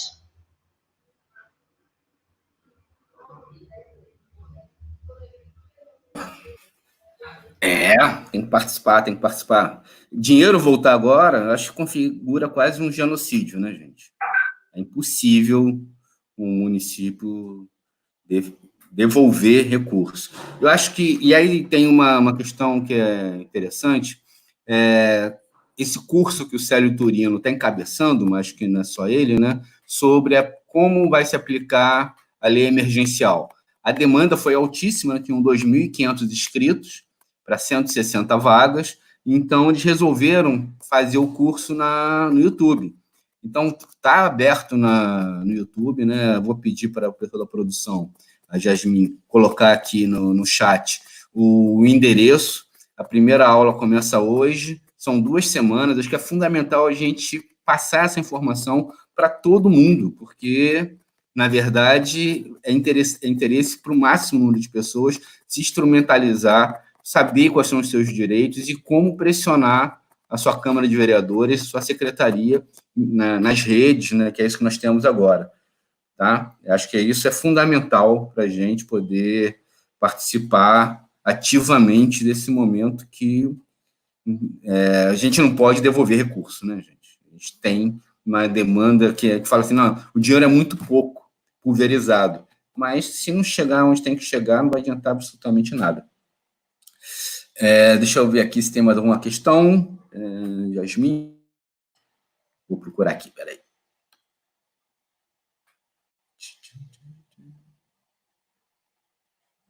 O pessoal aqui sempre falando que Niterói acaba pagando pato também, né? Por ter uma gestão tão progressista, acaba virando exemplo de tudo. Acho que bom, né? Do jeito que a gente estava vivendo. Que bom, né? Que ainda tem alguma gestão progressista nesse país, né? Poxa. Tempos tão difíceis. Caramba, que dificuldade que a gente está vivendo. Estou vendo aqui o Berg Silva. Essa questão, pode falar. Essa questão do dinheiro chegar aonde é necessário. O Berg também trabalhou aqui com a gente. O Berg é um grande fotógrafo, né, do Rio de Janeiro. Você ainda tem uma dificuldade maior de quando se chegar, porque existem populações e locais que as pessoas não se sentem reconhecidas no Estado. Então não adianta você lançar edital que não vai chegar nessa pessoa. Não adianta, tem que ter essa compreensão também. A galera que vive sobre o fuzil da PM todos os dias vai achar que o Estado vai ajudar ela? Nunca vai achar, porque o Estado jamais ajudou, né? A gente está vivendo no mundo inteiro, no Brasil, no Rio de Janeiro, né? Mais uma vez, genocídio da comunidade negra, das comunidades periféricas, e aí já esperar. Então, ele fala assim, agora eu estou no alto da minha casa, dizendo assim, se inscreve aqui nesse edital, vem buscar o recurso que chegou. Não, bicho, se a gente não entender novas formas de chegar nessas pessoas também, a gente vai continuar patinando e não vai conseguir chegar de fato em quem precisa. A galera da periferia passa mais necessidade, né? Obviamente, né? E não tem, talvez, o privilégio de poder se dar o direito de não ir trabalhar, né? De ficar em casa, de ficar recluso. Então, acho que a política emergencial também tem que ter esse olhar. E se a gente achar que vai ser só o edital que vai resolver toda a vida de todo mundo, acho que a gente vai também errar feio, assim. Então, precisa trazer essa galera, assim, os coletivos de hip hop, a galera dos slams, essa galera precisa estar nos debates, assim. E normalmente não estará, se a gente achar que vai ser o debate de sempre. O mesmo tipo de debate de sempre, fazendo do mesmo jeito, da mesma forma. É preciso também quem está nos governos se reinventar um pouco, né? Sim, inclusive, uma questão que a gente viveu aqui, uma experiência que eu acho importante compartilhar, isso é super importante, Vitor, porque a gente já discute há um tempo, assim, por que muitos coletivos que têm projetos excelentes não se inscreviam em edital, né? E aconteceu agora recentemente o edital do Estado, né, que distribuiu uma premiação do fundo, uma premiação também em caráter emergencial, né, como uma distribuição de renda e tal. E aí eu, né, perguntando às pessoas, gente, já se inscreveu? Olha lá, que tinha um critério de ordem de inscrição. E as pessoas, não vou me inscrever porque eu nunca passo. Eu não, mas agora é diferente. Não é, na verdade, tem um outro caráter, né? A lei de emergência traz isso. E todos os editais hoje, ou ações, mais que editais, né? São ações de emergência, elas trazem um caráter de distribuir uma renda para que os produtores fiquem, né, aguardando ou trabalhando, na verdade, acabam trabalhando, com ou sem renda acaba trabalhando, né? Porque você acaba fazendo live, desenvolvendo seu projeto de uma forma, você só não tem como circular e obter a renda daquilo. Então, quando você se inscreve em um edital agora, um prêmio, né, é nesse caráter, mas todo mundo já tem esse pensamento consigo, eu não vou passar, isso daí não é para mim, isso é muito burocrático. Quanto mais fácil a gente coloca, Às vezes a pessoa nem lê. Não, cara, é só 5 linhas lá. Não, mas aí eu não consigo, não sei fazer. Por não ter acesso, porque leis de incentivo é muito difícil de acessar em periferias, então você acaba não tentando e não tem um mercado tão grande assim. Então, você acaba não precisando tanto se instrumentalizar mais a fundo. Porém, você, ao mesmo tempo, tem um trabalho profissional. Nesse edital do Estado, quando eu percebi isso, eu pilhei muita gente e outras pessoas começaram a incentivar outros e ajudar. Não, cara, eu li aqui, você tem que mandar isso aqui. Ah, como é o portfólio? Ah, pequenas coisas, porque falta mesmo uma autoestima de acessar, né? E outra também, muita gente foi ajudada a se cadastrar porque as pessoas não tinham internet. As pessoas não têm internet, não têm acesso à internet, não tem live de artista da Baixada. Porque as pessoas não têm internet, só tem aquela internet do celular com aquele pacotinho de dados para a rede social, mas para você fazer uma live não dá. E para você acessar um site, um formulário e tal, você não tem internet, né? Então a gente tem que pensar nisso também, como chegar, porque dentro dessas distribuições, né? Por exemplo, no estado ficou uma lista enorme de pessoas de fora e que tinham histórico, que dependem disso, sobrou muita gente. Então, como atingir essas pessoas? E outra, como atingir também as pessoas que não têm acesso à internet? Isso é muito importante, porque se você for ver dados, né, que eu não trouxe agora exatamente, mas na minha vivência e realidade reflete esses dados de acesso à internet no Brasil, que é muito difícil, né? E aí você soma com essa falta de instrumentalização, que não significa falta de profissionalização, eu acho que não, que são pessoas que atuam, que movimentam, só que não participam de uma certa lógica, mas agora a gente tem que discutir para incluir todo mundo. Essa é uma hora de uma extrema necessidade, mas também algo que era do desejo das políticas culturais quando elas existiam, né? Agora existe só em Niterói, Espírito Santo, né? Tem Maranhão, né? Tem alguns lugarzinhos do Brasil que ainda existe, mas a gente vem de um desmonte grande, de um desmonte histórico, em que é uma construção de décadas dentro do setor cultural que a gente agora, além da necessidade, é uma oportunidade da gente rediscutir isso, como a gente vai fazer políticas culturais que atinjam essas pessoas e que preservem os impactos econômicos também, mas os impactos sociais que a cultura faz, né? Porque se você for mensurar, assim, na Baixada existe que eu posso citar aqui, que é assim, inalcançável.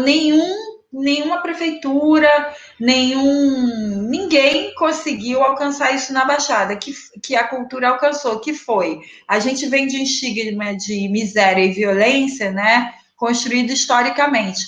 Nos últimos anos, quem diz isso é um escritor de Caxias, o Heraldo HB, quem construiu uma identidade positiva da Baixada Fluminense foi a cultura.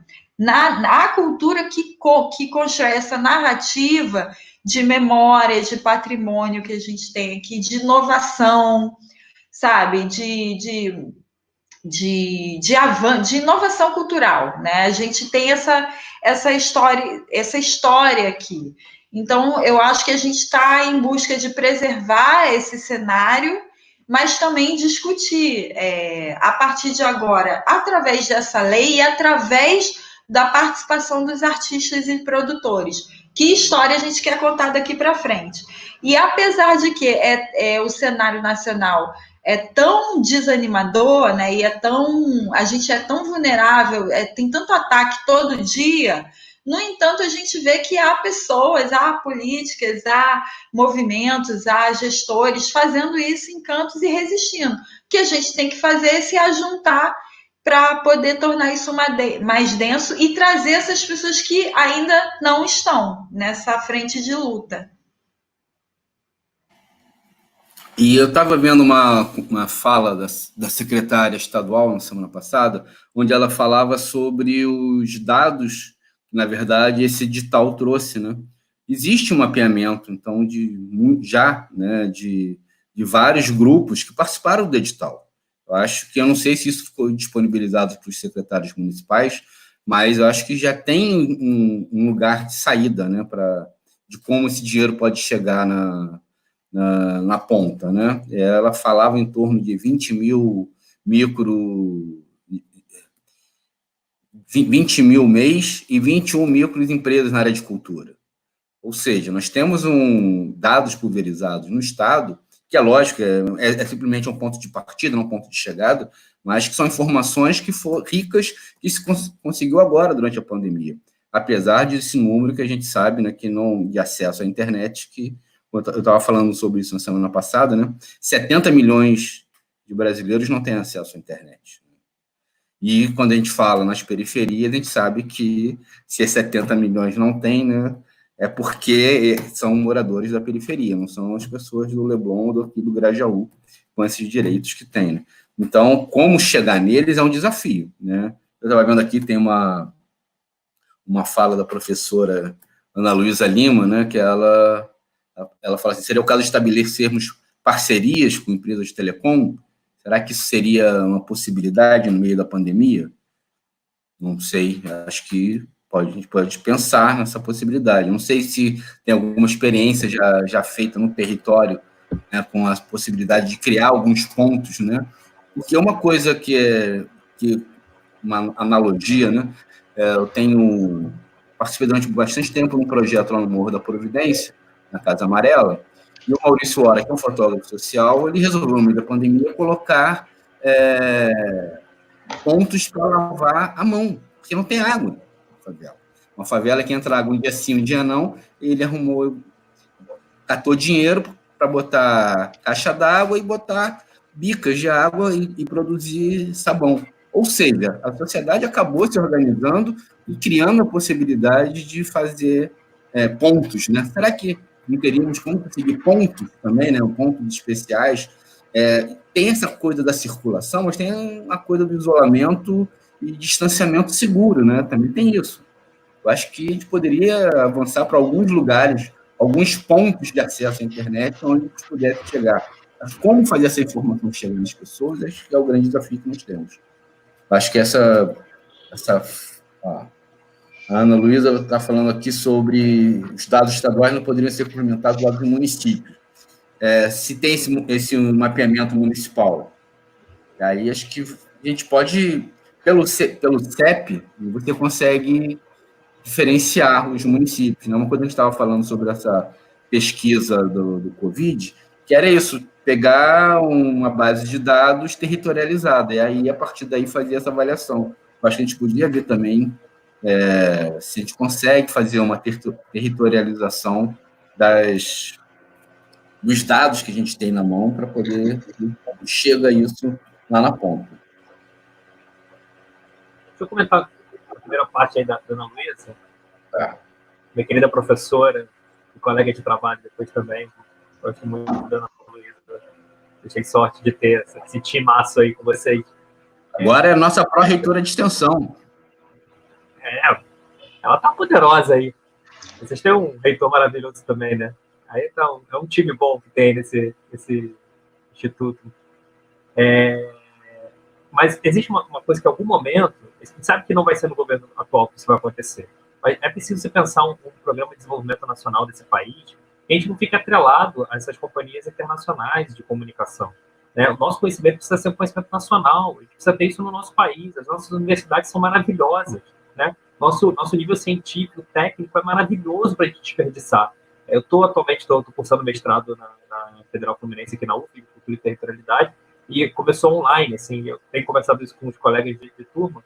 É surreal a gente estar usando o Google Classroom, né? A universidade é tão poderosa em produzir tudo, e eu estou usando a plataforma da Google. O conhecimento que a gente está dividindo de aula é com a Google, uma empresa que não é brasileira, que não tem interesse na educação brasileira, no desenvolvimento nacional do Brasil. E assim a gente vai reproduzindo essas lógicas para tudo que é lado. É o nosso mesmo problema da nossa internet, né? A gente fica precisando da Vivo, da Claro, da Oi, que são todas empresas estrangeiras e fora do Brasil. E quando tem uma empresa local de qualidade, ela vai e compra, ela vai e toma, né? tem interesse também. Às vezes a gente acha que isso interessa só o dinheiro, não é só o dinheiro que essas empresas estão interessadas, né? Tem projeto por trás dessas empresas. Então, eu acho que de uma hora nesse país precisa ter um programa de desenvolvimento nacional, científico, tecnológico, que faça a internet chegar. E aí você vai poder discutir a internet com todo mundo. Porque, às vezes, a internet até chega no celular, mas chega no WhatsApp, né? Não chega a internet como um todo, como a gente está falando. Chega um pedaço da internet, né? É um pouco seletiva essa internet que chega também, né? E aí você tem as fake news sendo reproduzidas por essa plataforma, talvez elas estejam dialogando bastante, né, para isso chegar nesses locais. Então, é sempre uma coisa que não é mania de perseguição, nem pensar que tudo é um complô mundial, não, mas as coisas caminham de um padrão, né? Então, você tem que ficar atento a isso. E essa questão dos dados que a Ana coloca também são fundamentais. O Estado não repassou para a gente nenhum dado. A gente não tem acesso a esses dados que o Estado produziu. Isso é importante. O Estado tem que dividir com os municípios. Nós somos se a gente está falando de território, as pessoas vivem em alguma terra, né? Algum território físico também, além do território simbólico, de toda a discussão territorial, que eu não vou entrar aqui, mas as pessoas moram em algum local, em alguma parte da terra, né? Isso é próximo ao município, as pessoas estão mais próximas ao município. Então, se os municípios não têm os dados, é difícil você desenvolver essas políticas, né? Então, eu acho que o governo do Estado, não vou dizer se está indo bem ou se está indo mal, não quero fazer aqui também nenhuma grande análise sobre a gestão da cultura, mas uma das coisas que pode melhorar, dando uma sugestão, né, a ideia é que o Estado consiga dividir mais, né, com os municípios, a gente consiga dividir tanto a informação quanto o pensamento da gestão. Acho que isso vai ajudar bastante o governo do Estado se eles conseguirem fazer. Então, um dado, né, às vezes a gente acha que Niterói por ter sido capital, por ser um município que tem recurso e tudo mais, a gente tem uma vida mais fácil, né? Mas olha que coisa interessante, a gente tem um programa Arte na Rede, a gente estava fazendo uma análise semana passada, que a gente começou ele sendo ao vivo, sempre ao vivo, né? Tinha que ter transmissão, tinha um apresentador, e depois, por problemas nossos aqui internos, acabou que a gente abriu mão por uma semana do ao vivo, passou a ser só coisas gravadas. E a gente mudou o perfil do programa. O programa passou a ter muito mais artistas negros, muito mais coisas diversificadas, e aí a gente conseguiu perceber que existia uma dificuldade das pessoas de fazer a transmissão ao vivo, porque elas não tinham o dado da internet para fazer a transmissão ao vivo. Então era muito mais fácil ela gravar no celular dela e passar para a gente num horário que a internet não oscilava, do que ela fazer uma programação ao vivo. Então a gente está fazendo muito mais agora gravado do que ao vivo. É por uma decisão de conseguir ampliar e botar mais gente para dentro do programa. Do ponto de vista estético, era melhor ser ao vivo, né? Funcionava mais o ao vivo, era melhor para a gente, do ponto de vista do produto que estava sendo gerado ao vivo. Mas isso fazia com que tivesse menos gente podendo, de fato, estar mostrando a sua arte, né? Um dado como uma cidade como Niterói também tem essa deficiência e esse problema. Isso é uma fala que a Jordana diz sobre as ausências de live na Baixada, né, Jordana? Uma das hipóteses sua, né? E assim, primeiro que você vê que não tem, né? E é por causa disso, porque as pessoas têm seus trabalhos, saem para fazer show, enfim, tem tudo normal, porque é tão pouco aqui da Baixada, né? E experiência própria mesmo, de convite, vamos fazer alguma coisa, não tem internet, e de muitos artistas e realizadores, né? Eu acho que essa questão do acesso à comunicação, né, que é um direito, eu acho que deve ser algo bem discutido agora, muito pela cultura, né? Para democratizar, né? Mas também pensar que essas empresas, né, essas telecomunicações, elas dependem do nosso conteúdo também para viver, né? Então, é a gente que coloca, né, nessas plataformas e tudo, a nossa vida toda lá, e também as produções, né? As músicas que a gente produz estão nos streamings, né? Vídeos que a gente faz, pode não ser os curtas, os longas, mas vários produtos audiovisuais, enfim, tá todo mundo consumindo agora, é a nossa produção. Então, acho que isso tem que ser rediscutido, tanto o acesso à comunicação, como uma questão que eu falei anteriormente da remuneração desses artistas, assim, você tem que ter milhões de views, mas assim, às vezes não, mas aqui, por exemplo, nesse cenário, a gente opera por outras lógicas, né? Se o cara, necessariamente, né, eu tenho uma banda, eu não quero necessariamente ser milionário, ter mansão, fazer turnê internacional. Eu quero apenas ter a minha banda e tocar no circuito que eu consegui tocar e ganhar, conseguir pagar meu aluguel com aquilo, né? E aí você tem um público, você tem um circuito que não necessariamente são milhões de pessoas, mas você tem um público, você forma uma rede. E aquilo é a diversidade, né? E aí eu acho que a gente tem que ir a fundo nessa discussão, não esquecer isso quando a gente fala, tem muita live e tal, mas tem gente que nem internet tem para fazer live e tá com o seu trabalho, como a gente vai resolver isso agora, mas também para depois, para construir isso. E agora, só complementando a questão dos cadastros, né? Outra preocupação que eu trago aqui é também de alguns municípios não quererem fazer o cadastro só esperando o estadual. Isso também é algo que meio que pode acontecer, sim. Isso já foi, né? Porque a gente entrega uma carta, o secretário da nossa cidade, né? Não de Nova Iguaçu, foi o secretário da Baixada, falar, vai procurar o estado, então ele vai necessariamente falar, então o cadastro que você vai acessar é o do estado. Mas isso não vai servir, porque existe o repasse do município, né, que aí ele vai se basear pelo cadastro do estado. Então ele não vai a fundo nas questões do município dele. Isso para o gestor. E para a gente tem que fazer essa monitoração até para não ser feito de forma que não vá abranger todo mundo, né? Que é esse pessoal, tanto sem acesso à internet, mas também, às vezes, a pessoa tem internet, mas o trabalho dela, o conteúdo dela, não necessariamente vai no formato digital, né? Às vezes, teatro é uma coisa muito complexa, assim, para você fazer, para gravar. Aquilo já virou outro produto, não é aquela experiência, né? E, às vezes, é a opção do artista ou do coletivo de colocar, né? Não, o meu produto não necessariamente é digital, é uma outra experiência. Como é que a gente vai fazer políticas para isso? Agora e para depois também, porque agora ele tem que ser socorrido, né? Para depois ele continuar esse cenário, né? E além disso, no meio de toda essa discussão da emergência, tem a discussão do depois. Como a gente vai retornar, né? Só quando tiver vacina? Ou vai ser de uma forma mais de distanciamento? Seriam dado preferências a eventos em espaço aberto, né? Assim, na Baixada eu ficaria muito feliz, porque a gente ocupar praças já é uma escolha, né? Primeiro, por necessidade, que não tem centro cultural, não tem teatro, não tem cinema. Tem até cinema, mas é do shopping. E aí o shopping não passa a nossa produção independente, né? Então, não tem. Posso dizer que para quem realiza filme, não tem cinema. Tem para quem quer consumir das grandes cadeias ou de Hollywood e tal. Então, a gente discutir como seria isso, né? Seria possível isso? Né? Eu ficaria super feliz de não podendo voltar em praças, que é uma característica da gente.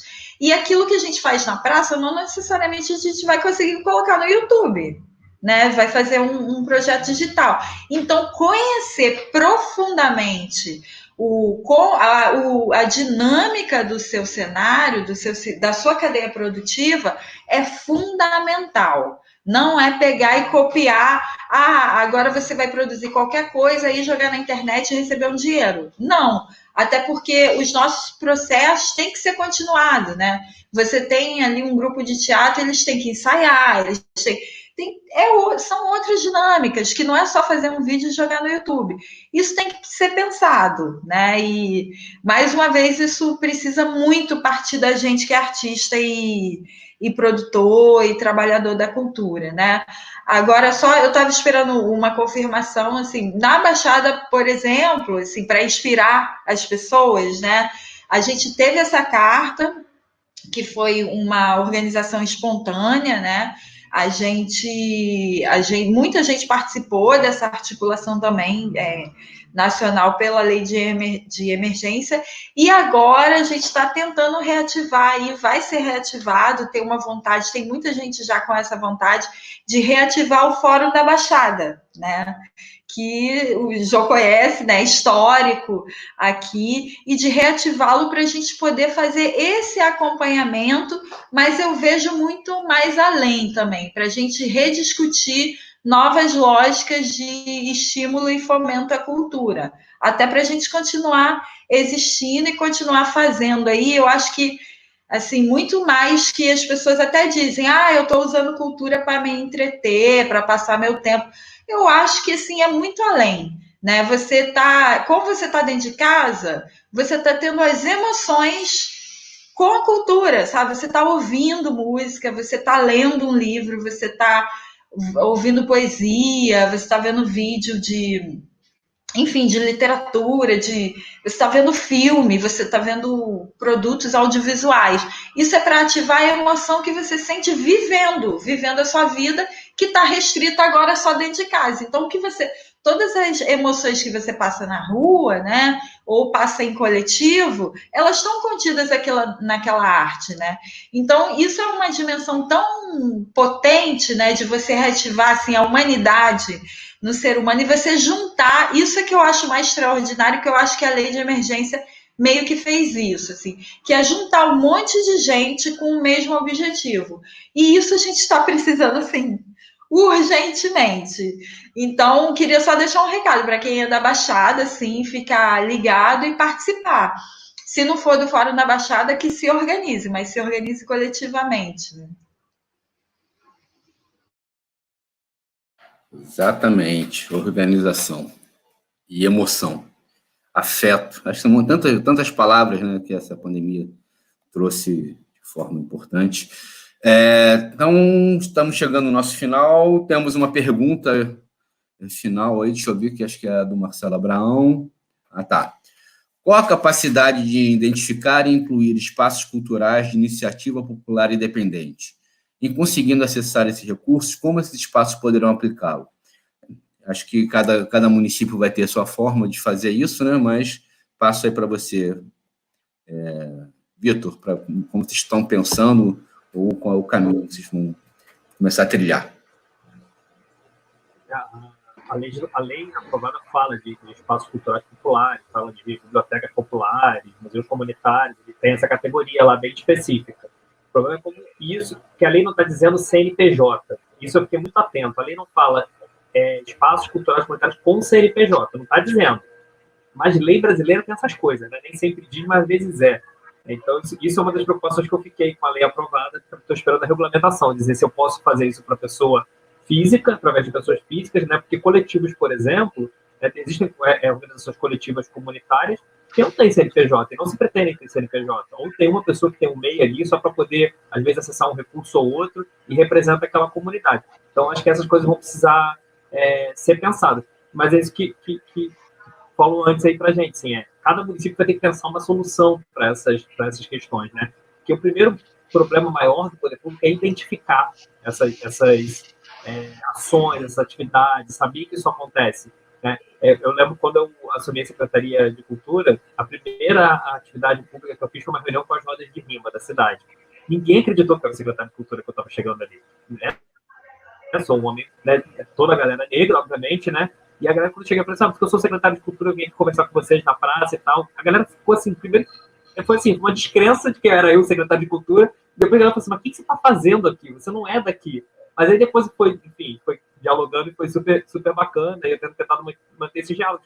Mas é isso, o Estado não está acostumado a ir até as pessoas, né? E às vezes você se encastela, porque é tanto processo administrativo, tanta burocracia. Se você olhar a prestação de contas da lei, eu já vi depois que tem que fazer para prestar contas do dinheiro recebido, é uma coisa monstruosa. Aí a pessoa está lá, às vezes não tem tanto compromisso assim com a cultura, não é muito da área, acabou ocupando aquele cargo ali por indicação política e tudo mais. E por que eu vou me dar esse trabalho, né? Às vezes é mais fácil devolver o dinheiro do que implementar. Tem gente que pensa assim, eu acho isso um absurdo, mas tem gente que pensa assim. E acho que por isso também é importante a galera acessar a secretaria, mesmo que seja assim, mandar um e-mail, mandar uma mensagem no Facebook, falar com a pessoa no meio da rua, mandar, sabe, essas coisas que às vezes ficam assim, mas o cara não está nem vendo que eu existo. Vê sim. Sabe? Os gestores também, nem todo mundo é antenado nas redes sociais, mas sempre tem uma equipe, sempre tem alguém que vê, sempre tem alguém que percebe o que está acontecendo no seu município. Eu acho que gestores precisam também entender o que acontece no seu município. minha pesquisa de mestrado, inclusive, é um pouco sobre isso, assim, é isso que eu quero, estou tentando pesquisar, né? Uma ideia de gestão ativista com democracia cultural que a gente possa implementar na cidade. Só para fazer um último comentário, a Juliana também tinha falado sobre renda universal, que eu li nas mensagens. Eu acho que a gente estaria em outro patamar se a gente tivesse, de fato, renda universal nesse país. Eu acho muito importante que, em algum momento, a gente consiga pensar além da renda emergencial, que isso possa ser um debate. A emergencial, o nome já diz, ela é só uma emergencial. Mas e o dia a dia dos trabalhadores da cultura? E os trabalhadores intermitentes? Se você tem o dado dos meios, cada vez mais mostra que os trabalhadores da cultura são intermitentes. Né? E a galera que quer parar um momento para pensar no seu trabalho, né? A Jordana falou, a galera que está ensaiando o seu espetáculo, como é que ensaia? Você precisa ter outro trabalho, você precisa entender a arte como profissão nesse país. Precisa parar de achar que é hobby, que faz porque acha bonitinho, porque acha maneiro. Não, a galera tem que viver da arte. Né? Arte é profissão, arte é trabalho. Acho que a gente precisa compreender isso mais nesse país. E talvez uma renda universal possa ser o início desse bom debate aí também para a área da cultura. Valeu, Vitor. Jordana?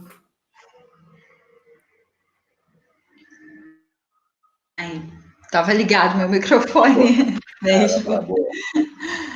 Não, bom, eu acho que, no caso, estava lendo aqui, muito pontuações super legais do pessoal que está participando, né? Deu até saudade agora.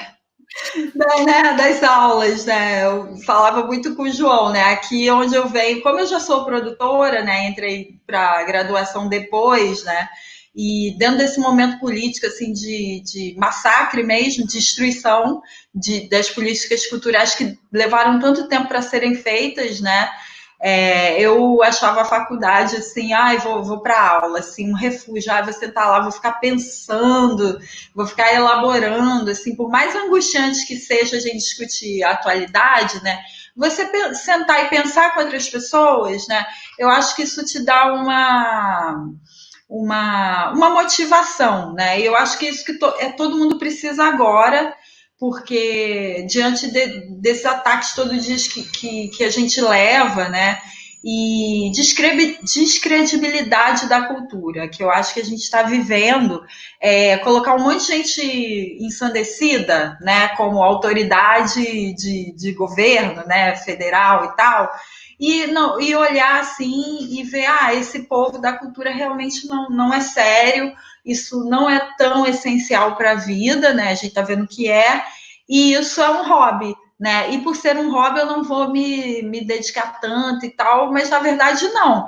Isso é um trabalho, não tem como você agora. Muita gente não está fazendo conteúdo para a internet porque tá um período muito angustiante, né? Você tem que sentar, você tem que elaborar aquilo, você tem que pesquisar, você tem que ter um período de trabalho antes, né?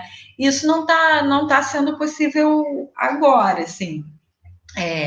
Mas daí entra a importância das políticas culturais e políticas culturais feitas para esse setor, né? Com capacidade de mitigar esses prejuízos que a gente teve. E o segredo, eu acho que é a gente se organizar, né? Independente do lugar que a gente esteja, né? Eu estou me sentindo aqui organizada com o meu curso, né, dentro da minha região, né, falei assim da minha atuação na Baixada, mas é bom lembrar que assim o protagonismo de luta, quem está na rua hoje, é a periferia, né? Isso foi demonstrado até nos atos ontem, que foi a coordenação de grupos que estão atuando na periferia. Aliás, muitos artistas aqui e também em outras periferias do Brasil não estão tão envolvidos em outras coisas porque estão na rua de máscara distribuindo cesta básica, né? Ou estão fazendo grupos que estão ligados mais à comunicação também, fazendo comunicação comunitária para combater a desinformação. Então, esse pessoal, ele está no front, ele está atuando, trabalhando mesmo assim, que é uma coisa que a gente sempre fez, né? Assim, mesmo sem dinheiro, eu assim, tive vários empregos já, e de noite e final de semana eu estava lá fazendo grafite, fazendo música e tal, como produtora, nos meus coletivos, e eu acho que continua da mesma forma, só que com um risco muito maior disso ser acabado. No entanto, a gente, com a lei e com o ajuntamento de pessoas que querem a mesma coisa, né, que é proteger a cultura para que ela tanto sobreviva, mas que ela seja também uma solução. Eu acho que isso a gente tem que pensar muito agora, que as pessoas participem. A cultura é solução para todo esse caos, é uma solução para as pessoas resgatarem essa humanidade, né, de não contar número de mortes em comparação com a economia. Isso daí não é humano, isso daí não é normal, isso daí não é, tem que morrer alguns para poder salvar a economia. Isso daí não é normal, isso não é humano. Eu acho que a cultura é para você voltar e pensar na dimensão da como nós estamos nos distanciando disso, né? E eu acho que a cultura é parte dessa solução. A gente vai não só salvar um setor, mas é um setor que é parte essencial para a contribuição da solução do caos que a gente está atravessando com as pessoas. Que as pessoas, além de comer e de saúde, de um teto, né? Que a gente, com essa crise toda, foi exposto quantas pessoas não têm uma água para lavar a mão, um banheiro, uma janela dentro de casa, né? Também foi exposto o quanto a gente precisa parar para pensar, né? Parar para conversar, parar para imaginar um novo mundo. E isso é missão da cultura. A gente nos filmes, nas músicas, nas peças, enfim, nas obras, nos quadros, a gente não tem limites. Então a gente pode imaginar um mundo em que as pessoas, o que parece óbvio, mas hoje seria uma revolução, né? Que é você ter comida, você ter saúde, você ter moradia, você ter um teto com uma janela, você ter dignidade, né? E isso eu acho que o povo da cultura sempre soube que isso é possível, eu acho, né? Eu acredito, né? E eu acho que a cultura, ela tem essa missão agora nesse momento.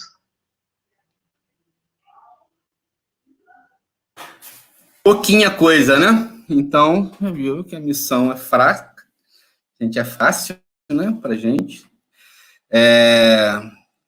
Eu só queria agradecer, né? Na verdade, acabou virando um espaço para eu poder chegar hoje em cima da hora aqui, mas acho que foi muito legal, acho que a discussão é muito importante, né? Acho que todas as discussões que nós estamos trazendo aqui nesses diálogos, acho que são de suma importância para a sociedade brasileira, para a gente.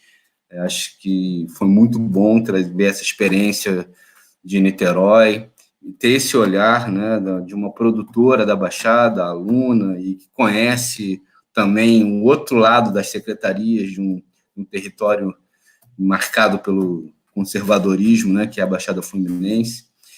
E acho que estamos todos de parabéns, né? Eu queria agradecer demais a participação de vocês. Lembrar que semana que vem nós teremos aí, continuando esses debates sempre espinhosos, vamos falar sobre relações de trabalho e pandemia na área da cultura, né?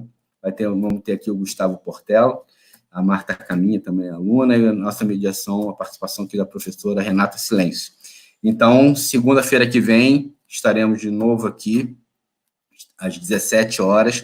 Quem ainda não se inscreveu no canal lá do Nuca, por favor, se inscreva agora. Uma oportunidade quase que única de você acompanhar esse momento maravilhoso, se é que pode ser maravilhoso esse momento da pandemia, né? Mas que é um debate legal. Vitor, se quiser fazer uma palavra final, fique à vontade. Obrigado, Jordana, obrigado.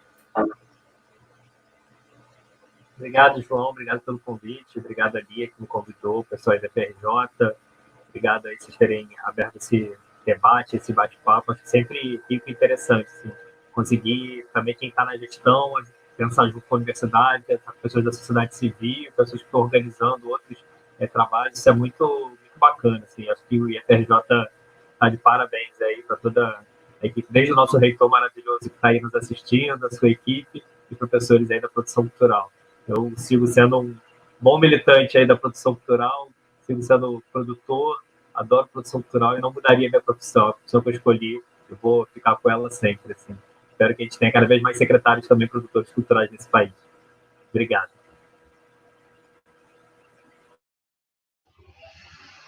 Bom, queria agradecer também, convidar todo mundo a reforçar o convite para se inscrever no canal, né?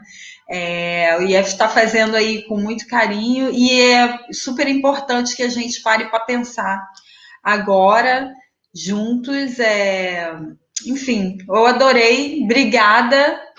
E não deixem de se inscrever, e quem é da Baixada também de colar aí nas organizações e toda a periferia, né? Que o pessoal não tá de bobeira.